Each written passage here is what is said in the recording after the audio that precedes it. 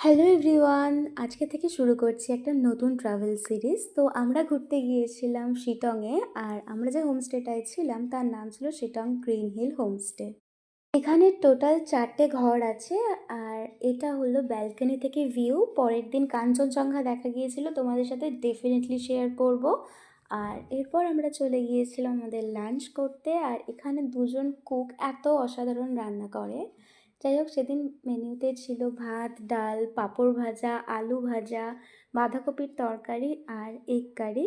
সবকটা খাবারই বেশ ভালো ছিল। তো খাওয়া দাওয়া কমপ্লিট করার পর আমরা খেয়েছিলাম ওখানকার বিখ্যাত অরেঞ্জ। আর বিকেলে কোথাও বেরোয়নি, কিন্তু দেখে নিয়েছিলাম এত সুন্দর একটা সানসেট। আর সানসেট দেখার পর আমরা খেয়ে নিয়েছিলাম গরম গরম চা। আর তারপর দেওয়া হয়েছিল আমাদের চিকেন মোমো। আর এখানকার মোমোগুলো এত ভালো খেতে, তোমরা ডেফিনেটলি জানো।